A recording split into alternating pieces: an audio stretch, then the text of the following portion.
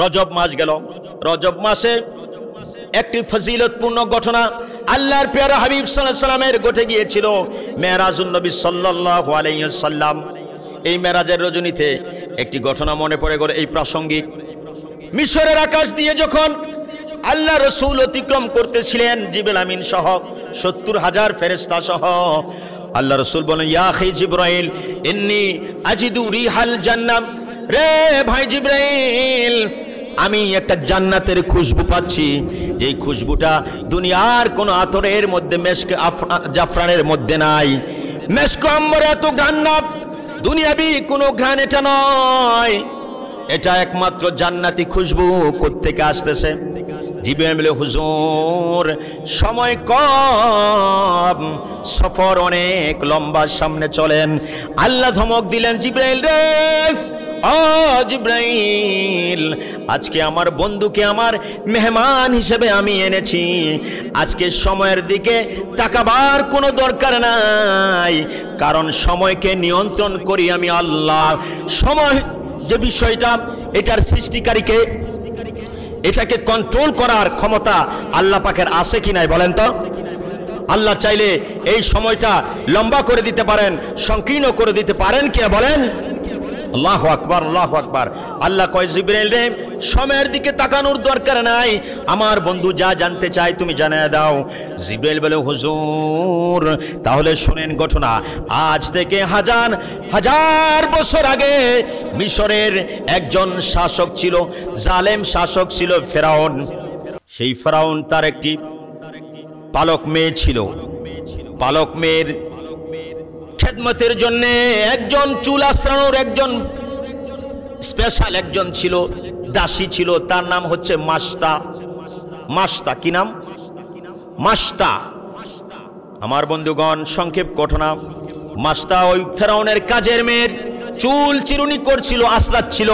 এমন সময় হঠাৎ করে চিরুনিটা হাত থেকে পড়ে গেল। পড়ে যাওয়ার পরে চিরুনিটা তুলতে গেলে বিসমিল্লাহি রাব্বিল আলামিন, বিসমিল্লাহি রাব্বিল আলামিন বলে চিরুনিটা যখন তুলল, আপনারা জানেন ফেরাউন কিন্তু খোদাই দাবি করেছিল। সে বলেছিল, আনা রব্বুকুমুল আলা, আমি সবচেয়ে বড় খোদা। আমার বন্ধুগণ, যখন বলছি বিসমিল্লাহি রাব্বিল আলামিন বলে চিরুনিটা তুলছে, ওই যে কাজের মেয়ে এই কথা বলার পরে সঙ্গে সঙ্গে পালক মেয়েটা বলল, আইয়ু রব্বিন সাম্মাইতি, কোন রবের নাম তুমি নিলাম? এটা কোন রব? রব্বিল আলামিন, কোন রবের নাম নিলা? আলাইসা আবুনা রব্বুনাল আলা, আমার বাবা ফেরাউন কি বড় খোদা নয়? তখন কাজের মেয়ে ওই মাসটা বলল, না না, তোমার বাবা বড় খোদা দূরের কথা, কোনো খোদাই নয়। আল্লাহু আকবার। বরং তোমার বাবা আমাকে, তোমাকে এই কুল কায়নাত, পাহাড় পর্বত, সজীব নির্জীব, সাত আসমান সাত জমিন যিনি সৃষ্টি করেছেন, তিনার নাম নিয়ে আমি এই চিরুনিটা তুলেছি। তিনি তোমার বাবা না, তিনি হচ্ছেন আল্লাহ। আল্লাহু আকবার। আরো জোরে বলো আল্লাহু আকবার। তখন রেগে মেগে আগুন হয়ে গেল। ওই পালক মেয়েটা জলদি দৌড়ে চলে গেল ফেরাউনের সভাসদে। মন্ত্রী পরিষদ, সংসদ অধিবেশন চলছিল। এমন সময় গিয়ে বলল, বাবা কি ব্যাপার? সকলে তাকিয়ে আছে ফেরাউনের কাজের, ওই ফেরাউনের পালক মেয়ের দিকে। কি ব্যাপার? মেয়ে হঠাৎ করে এই বড় মজলিসে, মন্ত্রী পরিষদ সকলেই সেখানে বসা ছিল। তখন বলে, বাবা আপনি কি বড় খোদা না? বলে, হ্যাঁ সন্দেহ আছে। বলে, সন্দেহ তো নাই, কিন্তু আমার যে দাসী মাস্তা, সে এক অন্য আরেক প্রভুর, অন্য অনেক রবের নাম নিয়ে চিরুনি তুললো, তোমার নাম তো নিল না। তুমি নাকি খোদা না, তুমি নাকি কোনো খোদাই না, বড় খোদা তো দূরের কথা। ফেরাউন রেগে মেগে আগুন, ডাকো তাকে। ডেকে আনা হলো। বলল, কথা কি সত্যি? বলে, হ্যাঁ। বলে, এখনো সময় আছে, তওবা করো, ফিরে আসো ওই খোদার দাবি থেকে। বলে, না আমি ফিরে আসবো না। বলে, তোমার পরিণতি ভয়াবহ হবে। বলে, যা মন চায় ফাকজিমান তাকত, আপনার যা ইচ্ছা তা আপনি করতে পারেন। তার জানা ছিল ফেরাউন কত বড় স্বৈরাচার জালেম ছিল, সেও ভালো করে জানতো। মাস্টার জানতো কি জানতো না? যেহেতু তার বাড়িতে সাহেবুল বাইত আদরা বিমা ফিহি, বাড়ির মানুষই ভালো জানে বাড়িতে কি আছে। আর ফেরাউনের কাজের মেয়ে, এই পালক মেয়ের পরিচর্যার জন্য যে মাছটা, সেও ভালো করে ফেরাউনের স্বরূপ, ফেরাউনের চরিত্র ভালোই জানতো। তারপরও ইমানের মহাব্বত, ইমানের মায়া, আল্লাহর প্রেম এত বেশি ভিতরে গভীরভাবে ঢুকে পড়েছে, সে বলছে না, তুমি ফেরাউন জালেম হোক, স্বৈরাচার হোক, কিন্তু আমি আল্লাহর প্রতি ঈমান এনেছি, কোনো কিছুর বিনিময়ে মুসার প্রতি ঈমান এনেছি। আমি ঈমান ছেড়ে এক বিন্দু পর্যন্ত আমি এক কদম নড়ব না। জোরে বলেন আল্লাহু আকবার। তখন ফেরাউন বলল, ঠিক আছে, আনো করাই, গরম তেল দাও, তেল দিয়ে টকবক করে নিচে দিয়ে ফয়েল করো। যখন ভয়েল করতে লাগলো, আগুন জ্বালিয়ে টকবক টকবক করছে গরম তেল। ওই মেয়েটার ছিল মাস্টার কাজের মেয়ে, দুইটা সন্তান ছিল, একটা 6-7 বছরের মেয়ে, আর একটা হচ্ছে ছোট দুধের বাচ্চা। আমার বন্ধুগণ ডেকে আনা হলো, বলল, রে মাস্টার, এখনো সময় আছে, এই যে টকবক টকবক করতেছে গরম তেল, এর মাঝে তোমার সন্তানদেরকে কিন্তু দিয়ে দিব, এখন ছেড়ে দিব। বলে, তোমার যা ইচ্ছা করতে পারো, আমি এমন আল্লাহর প্রতি ঈমান এনেছি, জীবন দেয়া যাবে, জীবন দেব রে ফেরাউন, তবু ঈমান দেব না। আল্লাহু আকবার। ইমানের সাজ্জার হৃদয়ে জাগরণ হয়েছে, শহীদ হয়ে যাবে, ইমান দিবে না। আমার বন্ধুগণ, এটা তাফসিরের ঘটনা, তাফসির ইবনে কাসির সহ অন্যান্য আর অনেক তাফসিরের ঘটনা এসেছে। প্যারা হাজরিন, কি করলে ফেরাউন টান দিয়ে বাচ্চাটা কোল থেকে, ছোট বাচ্চা তো কোলে না, কোলেরটা তো আছেই, এই বাচ্চাকে এনে বলল, ঠিক আছে, সে বড় বাহাদুরি করছে, অহংকার করছে, তলের মধ্যে ফেলে দাও। 6 বছর 5 বছরের বাচ্চাতে গরম তেলের মধ্যে টকবক করছে, এমন তেলের মধ্যে ছেড়ে দিল, সঙ্গে সঙ্গে কচি গোশতগুলো হাড় থেকে আলাদা হয়ে যাচ্ছে, জানটা চলে যাচ্ছে উড়ে উড়ে, আর ডেকে ডেকে যেন আর তার মাকে বলছে, মা গো মা, ভয় করো না গো মা, উপরে আগুন দেখে ভয় করো না গো মা, উপরে দেখা যায় আগুন, আর ভিতরে ইব্রাহিম খলিলুল্লাহর বাগান। আল্লাহু আকবার।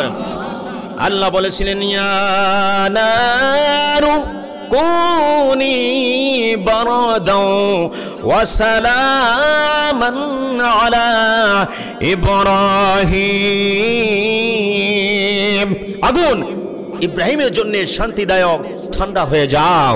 ইব্রাহিম আলাইহিস সালাম বললেন, আগুন থেকে উঠে 40 দিন ছিল আগুনের মধ্যে, বলছে, আমার জীবনে আগে পরে এত আরামে আমি কোনোদিন কাটাই নাই। সুবহানাল্লাহ বলেন। মানুষ দেখে আগুন, নমরুদ দেখছে আগুন, সব দেখছে আগুন, কিন্তু ইব্রাহিম আলাইহিস সালাম বলেন, এর চাইতে ভালো আমি কোনোদিনও থাকি নাই।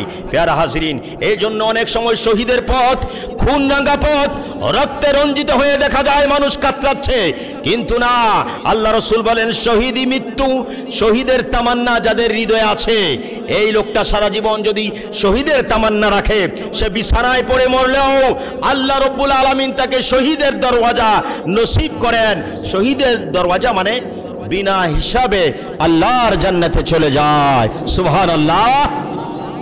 আপনারা কি শহীদি দরজা চান? চান আপনারা? হিসাব দিয়ে যাবেন না হিসাব ছাড়া যাইতে চান? হিসাব দিয়ে কেউ যাওয়ার সুযোগ আছে? আজকে দিনের হিসাব যদি দিতে পারতাম না, কি বলেন, পারবেন? আমি মনে করেন সারা জীবনের দরকার নাই, ফজরের নামাজ তো এখানে সবাই পড়েন নাই, জিজ্ঞাসা করলে না, আমি হাত তোলার কথা বলবো না, ভয় পেন না। প্যারা হাজরিন, এক ওয়াক্ত নামাজের শাস্তি যদি কাউকে দেয়, এক ওয়াক্ত শুধুমাত্র, কে আসেন সহ্য করতে পারবেন? বলেন, কয় কোটি বছর? 2,88,00,000 বছর। কি বুঝলাম? 2,88,00,000 বছর জাহান্নামে জ্বলার কোনো ক্ষমতা আমার নাই, আপনারও নাই। এখানে বলেন তো কেউ আছেন যে আমার জন্মের পর থেকে, আমি যেদিন থেকে বালেগ হয়েছি, আমার উপর নামাজ ফরজ হয়েছে, সেদিন থেকে এক ওয়াক্ত নামাজ আমি কাজা করি নাই, সারি নাই? আছেন একজন? আছেন? তার মানে কি আমরা গুনাহগার না? সব বাদ দেন, নামাজের কথাই ধরি, তাহলে এক ওয়াক্ত আল্লাহ যদি বলে সব মাফ করে দিলাম, জিনা, ব্যভিচার, সুদ, ঘুষ, জুলুম সব কিছু আমি ক্ষমা করে দিলাম, তবে এক ওয়াক্ত নামাজের শাস্তি তোমাকে পেতে হবে। পারবো আমরা? কথা বলেন, পারবো? তাহলে আমাদের হিসাব কি? হিসাব একটাই, আল্লাহ রহমান রহিম, আল্লাহর প্রতি ভালো ধারণা নিয়ে কবরে যেতে হবে। দয়াল নবী বলেছেন, উম্মাত উম্মতি, আমার আল্লাহর প্রতি ভালো ধারণা সুধারণা না নিয়ে কবরে আইসো না। আল্লাহর প্রতি ভালো ধারণা রাখতে হবে। রাজি আছেন ইনশাআল্লাহ? ভালো ধারণা কি? আল্লাহর দয়ায় আমাকেও আল্লাহ ক্ষমা করবেন, এটাই তো ভালো ধারণা, নাকি বলেন? যদি আপনি ধারণা করেন আল্লাহ আমাকে মাফ করবেন না, আল্লাহ এত বড় দয়াশীল নয়, আমি যেই গুনাহ করেছি আল্লাহ আমাকে মাফ করবেন না, এটা কি আল্লাহর প্রতি ভালো ধারণা হলো? অবশ্যই হলো না। আল্লাহ বলেন, কুল ইয়া ইবাদিয়াল্লাযীনা আসরাফু আলা আনফুসিহিম লা তাকনাতু মির রাহমাতিল্লাহ। আল্লাহ বলে, হাবিব আপনি জানায় দেন আমার বান্দাদেরকে, তারা গুনাহ করতে করতে করতে করতে ক্লান্ত হয়ে যাবে। আমরা অনেক সময় গুনাহ করতে করতে ক্লান্ত হয়ে যাই, আর ভাল লাগে না গুনাহ করতে। কি বলেন? গুনায় গুনায় ক্লান্ত হই। আল্লাহ বলে, আমি ক্ষমা করতে ক্লান্ত হই না। সে যদি আমার কাছে খালেস তওবা করে, আমার আগে বক্তা ওয়াজ করেছেন, ইল্লা মান তাবা ওয়া আমানা ওয়া আমিলা আমালান সালিহা। আল্লাহ শুধু ক্ষমাই করেন না, বরং সেই গুনাহগুলোকে নেকি দিয়ে আল্লাহ পাক পরিবর্তন করে দেয়। জোরে বলেন না সুবহানাল্লাহ। আর আল্লাহ বলেছেন তারা যেন নৈরাশ না হয়। আমি আল্লাহর রহমত থেকে আমার কোন বান্দা বান্দি যেন যত বড় গুনাহগার হোক, যত বড় গুনাহগার হোক, সে আল্লাহর রহমতের চাইতে কি বেশি বড় হয়ে গেছে? কথা বলেন। এই জন্য বাবা, যুবক ভাইরা, অনেকে শয়তানে ওয়াসওয়াসা দেয় যে তুই আর নামাজ পড়ে কোনো কাজ হবে না, তুই যেই গুনাহ করেছিস, যে অন্যায় করেছিস, এবার আল্লাহকে ডাকলে আর কোনো কাজ হবে না। হবে যেহেতু নাই, এবার দেদারসে গুনাহ করতে থাকো। এটা শয়তানের একটা মারাত্মক ওয়াসওয়াসা। আপনাকে অবশ্যই আল্লাহর প্রতি রহমত, করুণার যে দয়া, সেটার প্রতি আশাবাদী হতে হবে। আল্লাহ নিজেই না করছেন, লা তাকনাতু, তোমরা আমি আল্লাহর রহমত থেকে নৈরাশ হও না, আমি ক্ষমা করে দিব। আমি বান্দাকে সৃষ্টি করেছি জাহান্নামে জ্বালানোর জন্য নয়। আমি 100 খুনিকেও 100 খুন করার পরেও আমি তাকে মাফ করেছি। বুখারীর বর্ণনা, আমি জিনা করনি আলাই, সেই ব্যভিচারিণী মহিলাকে, কুকুরকে পানি খাওয়ানো কেন্দ্র করে এতটুকুনের উসিলায় আমি তাকে মাফ করেছি। মাফ করে নাই তো আমাদের আসার জন্য। প্যারা হাজরিন, এমনি করে আল্লাহ যে দয়া, একটা কথা সংক্ষেপে বলে দেই, আল্লাহর এমন দয়া হাসরের ময়দানে আল্লাহ বিলাইতে থাকবেন। দয়া করতে করতে শয়তান, ইবলিস মারদুদ শয়তান, সেও আশা করে বসবে যে আল্লাহ আজকে আমাকেও মনে হয় দয়া করবে। এমন দয়া আল্লাহ করবে হাসরের ময়দানে। কথা বুঝছেন? আল্লাহ এমন দয়া হাসরের ময়দানে বান্দাদের প্রতি করবেন, আমাদের প্রতি করবেন। স্বয়ং ইবলিস শয়তান এত বড় নাফরমানি করার পরেও সে ওই দিন আশাবাদী হয়ে যাবে। সেও মনে করবে আজকে মনে হয় আল্লাহ পাক আমাকেও কি করবে, দয়া করবেন। এবার বুঝতে পারছেন আল্লাহ কেমন দয়াশীল হবেন? এটা হচ্ছে আল্লাহর একটা দিক। তবে হ্যাঁ, আল্লাহ শক্ত হলে কারো জন্যে সেটা ইন্না বাতশা রাব্বিকা লা শাদীদ, আল্লাহর পাকড়াও মস্ত বড় কঠিন, এর চেয়ে পাকড়াও আর কেউ কারো হতে পারে না। প্যারা হাজরিন, এই জন্যে গুনাহের কথা মনে করে আমাদেরকে আল্লাহর প্রতি মনোনিবেশ হতে হবে। তবে হ্যাঁ, কোনো অবস্থাতেই আল্লাহর প্রতি, রহমতের প্রতি গুনাহের যে মাফি হবে, এর থেকে নৈরাশ হওয়ার কোনো সুযোগ আছে কি? জোরে বলেন, আছে? যুবক ভাইরা, নৈরাশ হওয়া যাবে না। যত বড় গুনাহগারী হোক, তওবার নিয়তে আল্লাহ যেন জীবনে মৃত্যুর আগে এমন একটা তওবার সুযোগ আমাদেরকে দান করেন, যেই তওবার দ্বারা আমাদের জিন্দেগির গুনাহগুলি ধুয়ে মুছে সাফ হয়ে যাবে। তাওবাতুন নসুহা, আমাদের প্রত্যেককে যেন আল্লাহ পাক নসুহা হিসাবে কবুল আর মঞ্জুর করেন। এমন একটা তওবা আমাদেরকে যেন মৃত্যুর আগে একবার সুযোগ দান করেন। আমরা সকলেই আল্লাহুম্মা আমিন। তওবা ছাড়া কোনো উপায় আমাদের নাই, কোনো উপায় নাই। প্যারা হাজরিন, বলছিলাম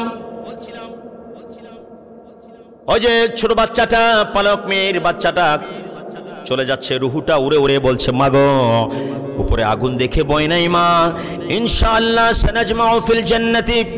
মা গো মা, উপরে আগুন দেখে ভয় করো না, উপরে দেখা যায় আগুন গোমা, ভিতরে ইব্রাহিম খলিলুল্লাহর বাগান। অচিরেই অতি বিলম্বেই খুব তাড়াতাড়ি আল্লাহ আমাদেরকে জান্নাতের মধ্যে একত্রিত করে দিবেন। সান্ত্বনা দিয়ে যাচ্ছে মাকে, ছোট বাচ্চা ভয় করো না, রুহুটা উড়ে উড়ে চলে যায়। এবার টান দিয়ে দুধের বাচ্চাটা মায়ের বুক থেকে নিয়ে গেল। এবার বলছে মাসটা এখনো সময় আছে, একটাকে তো তোর চোখের সামনে পরিণতি দেখলি, এবার তুমি বলো তোমার সেই দাবির পক্ষে অনর আছো কিনা, না সরে আসলা? আমার প্রতি ঈমান আনো, আমি ফেরাউন, আমি রব্বুকুল আলাম, আমি বড় খোদা। এবার ইমানের বলিয়ম, ইমানের পাওয়ার আরো বেড়ে গিয়েছে। আঘাত করলে ইমানের পাওয়ার বেড়ে যায়, কারণ ওই লোকটা, ওই মাস্টারটা আল্লাহর প্রেমে, নবীর প্রেমে, মুসা আলাইহিস সালামের প্রেমে নিজের ইমানটা শান দেওয়া ছিল। একটা বাচ্চা চলে যাওয়ার পরে সবুর করেছে, ধৈর্য ধারণ করেছে। এবার আরেকটা আল্লাহর প্রতি কুরবানি করার জন্য প্রস্তুতি নিচ্ছে। দুধের বাচ্চা মায়ের সাথে কেমন সম্পর্ক হয়, কত গভীর হয়, কত সেন্সিটিভ। দুধের বাচ্চা নিয়ে বললো না, সময় আছে, বলেন আমি মানি না, বাচ্চা তুমি শহীদ করে দাও, ইমান আমি ছাড়বো না। আমার বন্ধুগণ দুধের বাচ্চাটাকে ফাট করে আগুনের মধ্যে ছেড়ে দিল। ছেড়ে দেওয়ার পরে কচি গোশতগুলো হাড্ডি থেকে আলাদা হয়ে একেবারে মুহূর্তের মধ্যে নিষ্প্রাণ হয়ে গেল। উড়ে উড়ে জানটা চলে যায়, প্রাণটা চলে যায়, শহীদি জান। এটার তো কোনো মৃত্যু নাই। শহীদরা মরে না। শহীদরা কি মরে? শহীদরা মৃত না, শহীদরা মৃত।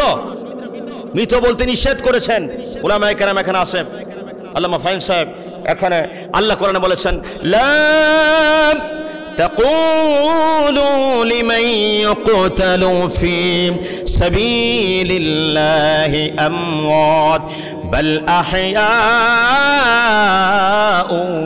ওয়ালাকিন লা তাশউরুন। আল্লাহু আকবার। আল্লাহর পথে যারা দিয়েছে জীবন, তাদেরকে তোমরা মৃত বলো না, বলো না মৃত। আল্লাহর পথে যারা দিয়েছে জীবন, তাদেরকে তোমরা মৃত বলো না, বলো না মৃত। এরা আছে প্রেরণায় আমাদের, আমাদের এরা আছে সংগ্রাম সাধনায়, চিরদিন চিরচেনা পরিচিত। এদেরকে তোমরা মৃত বলো না, বলো না মৃত। আল্লাহু আকবার। ঘোষণাকার মৃত বলতে নিষেধ করেছেন কে? আল্লাহ বলেন মৃত বলো না তাদেরকে। তাদের রক্তমাখা জামা নিয়ে আমি, হুকুম হচ্ছে শরীয়তের হুকুম, শহীদের রক্তমাখা রক্ত ভেজা জামা ওই অবস্থায় দাফন করে দিতে হবে। গোসল নাই, কোনো গোসল দেওয়া যাবে না, কারণ হাসরের ময়দানে এমন মর্যাদা শহীদদেরকে দেওয়া হবে, তাদের ওই রক্তমাখা জামা থেকে তাজা রক্ত টকবক টকবক করে হাসরের ময়দানে ফুটায় ফুটায় পড়তে থাকবে। এই মর্যাদা, আরো অনেক মর্যাদা দিবেন আল্লাহ তাদেরকে। বাচ্চাটা শহীদি দরজা নিয়ে চলে যাচ্ছে। মা গো মা, উপরে আগুন দেখে ভয় করো না, চলে আসো। সানাজমাউল ফিল জান্নাতি ইনশাআল্লাহ, অচিরেই আল্লাহর জান্নাতে আমরা একত্রিত হব। মাকে বলে দুধের বাচ্চা চলে গেল, দুইটা বাচ্চা চলে গেল। কত ট্র্যাজেডি পূর্ণ, কত হৃদয় বিদারক একটা মায়ের জন্যে। চোখের সামনে সন্তানের মৃত্যু। পৃথিবীর এমন কোন মা আছে সহ্য করবে? সহ্য করতে পারবে না, তবে পারবে ওই লোকটা, ওই মাটা যদি, ওই বোনটা যদি আল্লাহর প্রেমে নিজের জীবন, নিজের অন্তরাত্মা পরিশুদ্ধ করে ফেলে, আল্লাহর প্রেমে এত বেশি মাতোয়ারা থাকে, তখন ওই লোকটা, ওই মাটা সন্তানের মৃত্যুতেও সবুর করতে পারবে।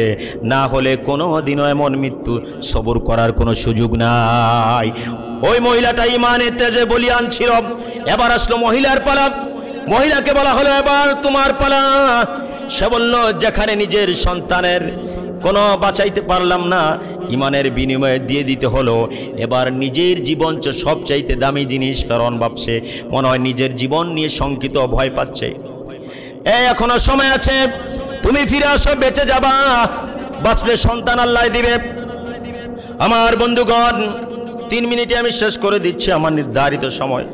আমার বন্ধুগণ, মেয়েটা বলল জীবন দেওয়া যাবে। জীবন দেব রে ফেরাউন, তবু ঈমান দেব না। আল্লাহু আকবার। জীবন দেওয়া যায়, ঈমান দেওয়া যায় না, ঠিক আছে। শেষ ইচ্ছা কি? ফাঁসির আসামিকেও তো বলে শেষ ইচ্ছা কি? আমার বন্ধুগণ, মহিলাটাকে বলল, ঘটনাটা আমি শোনাচ্ছি আপনাদেরকে না, জিবরিল আমিন আল্লাহ রসুলকে মেরাজের রাতে শোনাচ্ছে। কারণ মেরাজের ঘটনা অল্প হলেও এটা আল্লাহর সৃষ্টি লীলা আল্লাহ পাক দেখাচ্ছেন দীর্ঘ 27টি বছর যাবত, সংক্ষেপ না অনেক লম্বা।